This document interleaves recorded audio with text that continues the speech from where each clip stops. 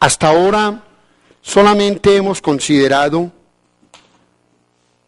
para el llamado número e, bueno, vamos a ver inicialmente los siguientes elementos. El número e, la derivada de las funciones exponencial y logarítmica, vamos a mirar también las funciones hiperbólicas y sus derivadas, y vamos a mirar las funciones hiperbólicas inversas y sus derivadas. Eso va a ser lo que nos proponemos hacer en este módulo. Hasta ahora lo que se ha visto en el curso de álgebra y trigonometría con relación al número e es lo siguiente. El número e es un número irracional cuya representación decimal viene dada como aproximadamente el número 2.7182818. Aquí en cálculo vamos a dar una definición alternativa del número e, que es la siguiente. E es el número real que satisface la siguiente condición. Límite cuando h tiende a 0 de e a la h menos 1 sobre h igual a 1. Posteriormente, en el teorema 3 de la sección 14.2, te vas a encontrar de que e es el límite cuando h tiende a 0 de 1 más h elevado a la 1 sobre h. Este va a ser un teorema que aparece allá en la sección 14.2. Para nosotros va a ser básica esta definición. Vamos a definir el número e como el número que satisface esta condición. También de la función a la x la vamos a definir en base a la función exponencial de base. La función exponencial de base a se va a definir en términos de la función exponencial de base e, y tenemos la siguiente definición. Si a es mayor que 0, a distinto de 1 y x es un número real, vamos a definir a la x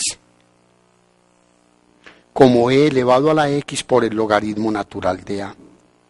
La definición de la función e a la x y la definición de la función a la x nos va a permitir encontrar las derivadas de las funciones exponencial y logarítmica, que son las que aparecen en las reglas de derivación 23, regla de derivación 23, regla de derivación 24, regla de derivación 25 y regla de derivación 26. Ahí aparecen en el texto guía las fórmulas para derivar las funciones exponenciales y logarítmicas. Nosotros queremos presentarte otro como ejemplo, bueno, digamos con cómo usar esta regla de diferencial 26, cómo usarla en un ejemplo particular. Me dicen, considere la función y igual a x a la x. El estudiante de pronto se ve tentado a usar como regla de derivación, diciendo que y' es igual a x por x a la x menos 1. Se puede ver tentado a eso, pero recordemos que la regla que nosotros conocemos es solamente para expresiones de la forma x a la n, con n, lo vimos más adelante, perteneciente a los racionales, y que podía extenderse aún más a números reales, que es la extensión que vamos a hacer ahora. O sea que este n es un número real y depende de la variable x también. Por lo tanto, no es válida esta fórmula. ¿Qué podemos hacer en este caso para encontrar la derivada de y de x cuando y es igual a x a la x? El procedimiento consiste en lo siguiente. Tomamos logaritmo natural en ambos lados. Escribimos entonces el logaritmo natural de y es igual al logaritmo natural de x a la x. Es decir, logaritmo natural de y el logaritmo natural de x a la x es x por el logaritmo natural de x. tomando derivación en ambos lados, la derivada con respecto a x del logaritmo natural de y es igual a la derivada con respecto a x de x por el logaritmo natural de x. Para esta utilizamos derivación implícita. La derivada con respecto a x del logaritmo natural de y es igual a, la derivación implícita no, la regla de la cadena, es igual a y' sobre y. Y aquí derivamos como un producto, la derivada del primero que es 1 por el segundo, más el primero x por la derivada del logaritmo natural de x, que es 1 sobre x. En consecuencia, esto lo podemos escribir como y' sobre y es igual al logaritmo natural de x más, cancelando x, queda 1. Despejando y', obtenemos y que multiplica al logaritmo natural de x más 1. Pero y es x a la x, podemos escribir entonces finalmente x a la x, logaritmo natural de x, que multiplica el logaritmo natural de x más 1, y esta es la derivada de esa función. Este es un procedimiento que lo puedes adoptar para cualquier ejercicio que tenga la forma f de x, procedimiento que puedes seguir para cualquier función que tenga la forma f de x elevado a la g de x. Y en el módulo aparece la regla de derivación, pero a mí me parece que es más importante cuando haces el desarrollo de esta forma que aprenderte una fórmula de memoria. Una de las combinaciones más importantes que aparecen a nivel de la física y de la ingeniería de las funciones exponenciales son las llamadas funciones hiperbólicas. Estas funciones hiperbólicas aparecen en muchas aplicaciones y son combinaciones de la función exponencial. Empezamos definiendo lo que es el coseno hiperbólico de x, como e a la x más e a la menos x sobre 2. Y definimos de manera similar el seno hiperbólico de x, como denotado pues por este símbolo como e a la x menos e a la menos x sobre 2. Las demás funciones hiperbólicas se definen a partir de las dos anteriores. Es decir, ya definí el seno hiperbólico de x, denotado por este símbolo como e a la x menos e a la menos x sobre 2. Y definí también el coseno hiperbólico de x como e a la x más e a la menos x dividido 2. Se habla entonces de las demás funciones hiperbólicas como tangente hiperbólica de x. La tangente hiperbólica de x se define como seno hiperbólico de x sobre el coseno hiperbólico de x, la cotangente hiperbólica de x, 1 sobre tangente hiperbólica, o también coseno hiperbólico de x sobre seno hiperbólico de x, y se habla de las otras, la secante y la cosecante. Entonces derivar una función hiperbólica no es difícil, porque es derivar una función exponencial. Así, por ejemplo, si me pidieran la derivada con respecto a x del seno hiperbólico de x, yo digo perfectamente, de acuerdo a la definición, que esto es la derivada con respecto a x de un medio de e a la x menos e a la menos x. Y aplicando la derivada de la función exponencial, esto se puede escribir como un medio.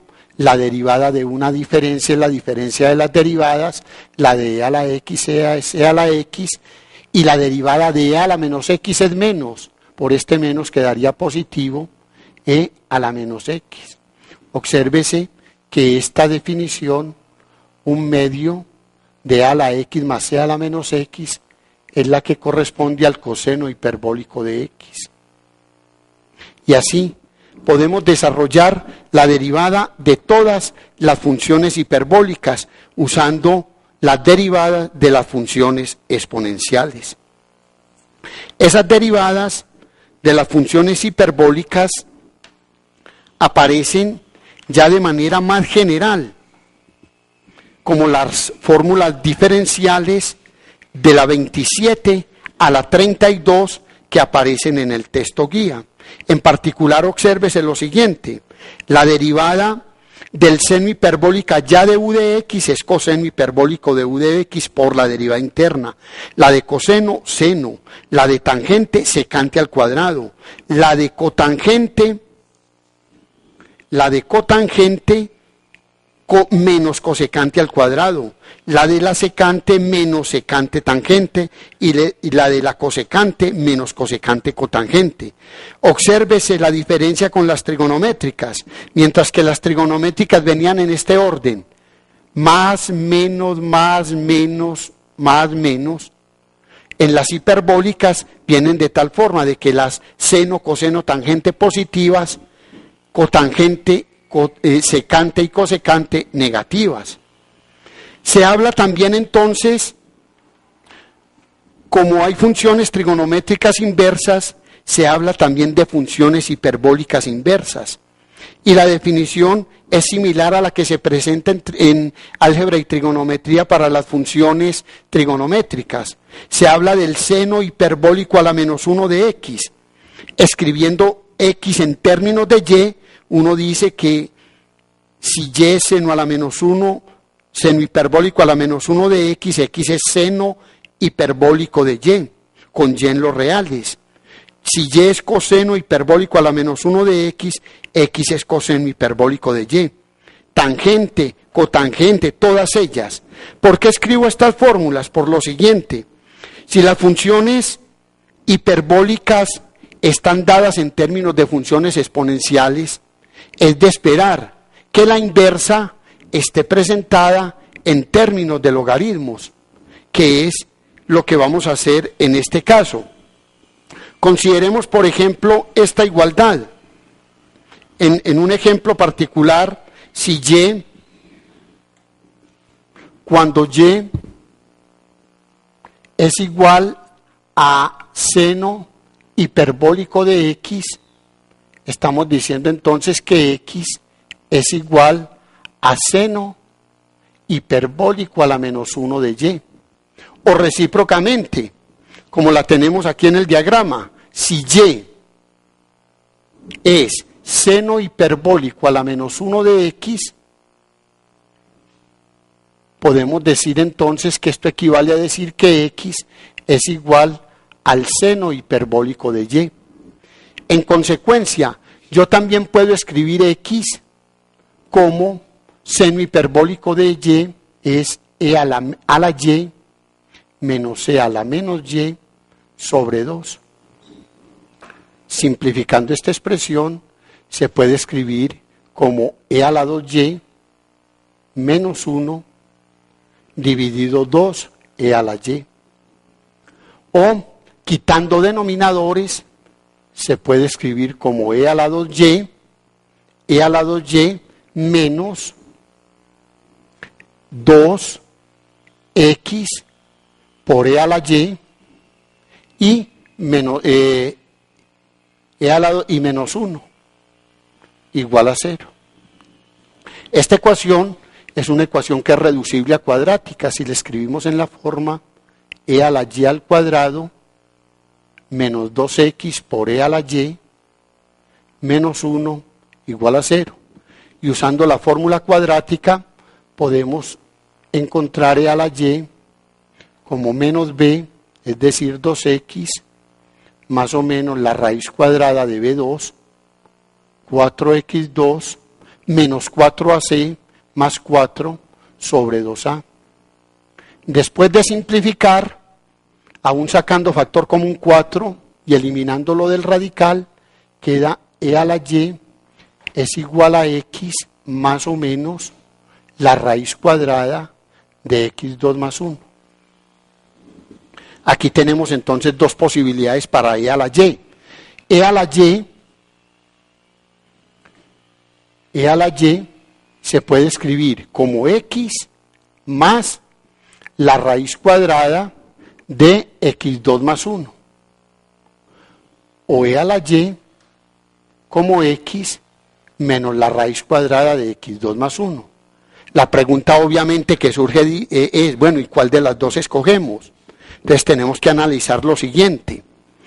La raíz de x2 más 1, esta cantidad, raíz de x2 más 1, con absoluta seguridad es mayor o igual a x. Es más, es mayor que x. Se puede escribir así. Es mayor que x. En consecuencia, esta cantidad x menos algo que es mayor que x me va a dar un número que es menor que 0. Me daría algo que es menor que 0. Y si es menor que 0, estaríamos en contradicción con la función exponencial, que la función exponencial es siempre positiva. O sea que de hecho se tiene que descartar esta expresión. La única posibilidad que queda entonces es e a la y es igual a x más la raíz cuadrada de x2 más 1, y de aquí, tomando el logaritmo natural, podemos escribir, voy a usar esta partecita del tablero para finalizar, de que y es igual al logaritmo natural de x más la raíz cuadrada de x2 más 1. De esta manera se están presentando las funciones hiperbólicas inversas en términos de logaritmo, que es lo que estamos esperando. Hay un ejemplo importante que no quisiera pasar desapercibido por la importancia que tiene a nivel de ingeniería, y es una curva famosa que nosotros conocemos como la catenaria. ¿Qué es la catenaria? Es una curva, sobre todo los que trabajan en parte de tirado, de tendido de cables eléctricos, tienen que ver con ella. Lo mismo que en la construcción de puentes colgantes. Esta se llama la catenaria. La catenaria es una curva que está determinada por lo siguiente. Si un cable flexible homogéneo está suspendido entre dos puntos fijos y a la misma altura, se forma una curva que se llama catenaria. Ojalá pudiéramos ampliar un poquito más esta toma cuando esta parte de la catenaria está suspendida entre estos dos extremos, ya en un plano cartesiano. Aquí tomamos apenas una porción de curva a una distancia a del origen, donde está como la parte más baja de la curva. Para encontrar la ecuación de la catenaria, uno desprecia esta parte y asume nomás que esta partecita que aparece acá, hay una tensión horizontal, hay en el punto P una tensión tangencial y está influyendo hacia abajo el peso de cable. Uno puede llegar a demostrar que cuando esa porción de curva se coloca en un sistema coordenado, uno puede llegar a demostrar que la catenaria, la ecuación de la catenaria viene dada por la siguiente ecuación. Y es igual a h sobre delta por coseno hiperbólico de delta sobre h por x, siendo h, como lo mostramos anteriormente, la tensión horizontal en el punto más bajo del cable. Delta es la densidad que viene en libras por pie, y h es la tensión horizontal. En el texto guía aparece la demostración de esta ecuación para que la mires. Yo traía un ejemplo, pero te lo voy a dejar para que tú lo consideres y con más detalle pueda desarrollarlo. El ejemplo siguiente, lo que pretendemos en este caso es cómo aplicarían las fórmulas de derivación de las funciones hiperbólicas. Dice, probar que la ecuación de la catenaria y igual a h sobre delta coseno hiperbólico de delta sobre h por x satisface esta ecuación diferencial. Decir que una ecuación satisface la una función satisface la ecuación diferencial, significa que cuando se deriva dos veces la derivada de y con respecto a x da delta sobre h por la raíz cuadrada de 1 más de y de x al cuadrado. Deriva dos veces esta expresión. Utiliza las identidades para las funciones hiperbólicas que aparecen en el texto y podrás llegar a demostrar el enunciado. Te agradezco mucho la atención que te ha servido prestar y hasta pronto.